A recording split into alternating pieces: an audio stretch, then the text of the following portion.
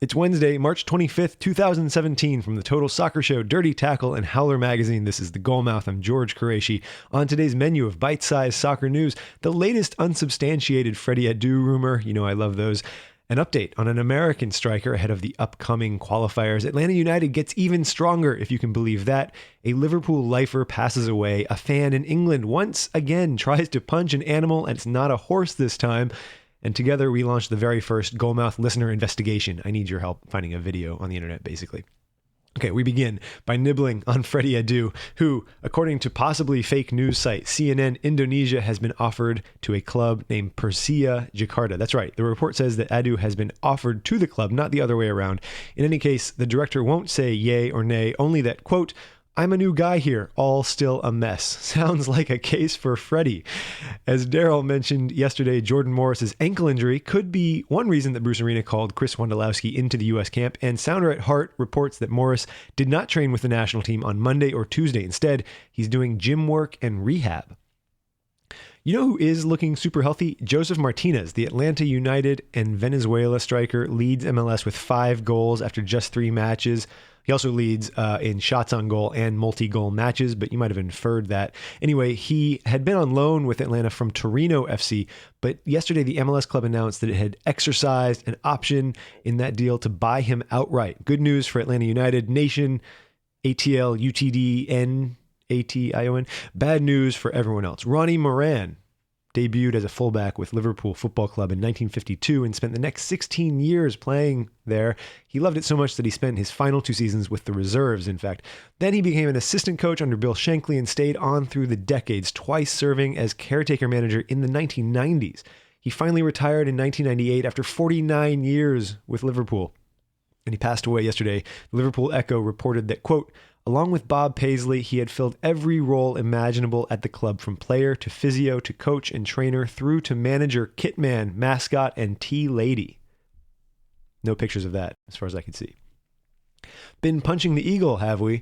Okay, Goalmouth listeners, this is a bit awkward, but I just have to bring it up. I know what you're thinking. George, everyone knows it's choking the chicken or spanking the monkey. But come on, I'm not talking about that.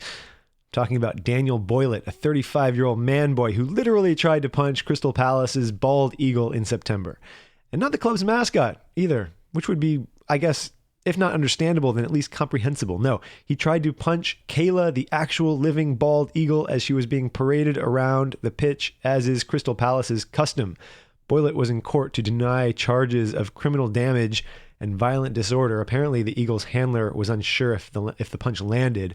So maybe it's not a technical knockout for the prosecutor, but I think we can all agree that whether or not this guy committed a violent disorder, he definitely suffers from one. Finally, I am enlisting your help in the first ever Goalmouth investigation. I saw this tweet from Ballymena United FC. It reads, here's the quote, "Red card. The ball boy has been sent off from the pitch for celebrating too hard in front of Winkie Murphy. Smiling, crying emoji, smiling, crying emoji, and smiley, crying emoji." You get the point.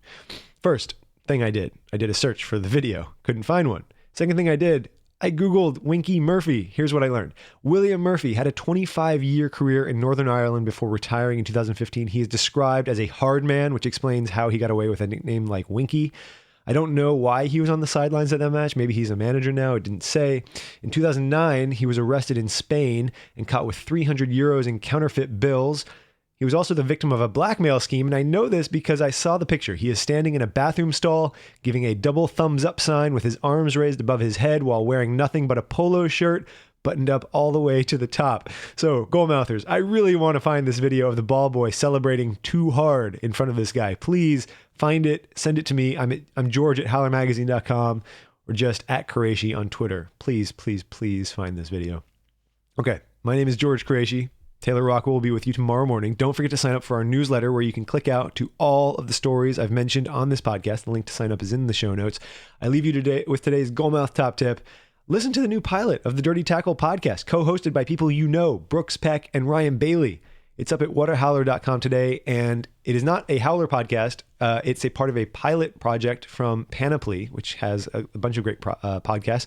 And if you listen to it and then you vote for it, they'll get to keep making it. So go listen to that. It's at waterhowler.com. It's the Dirty Tackle podcast. Thanks.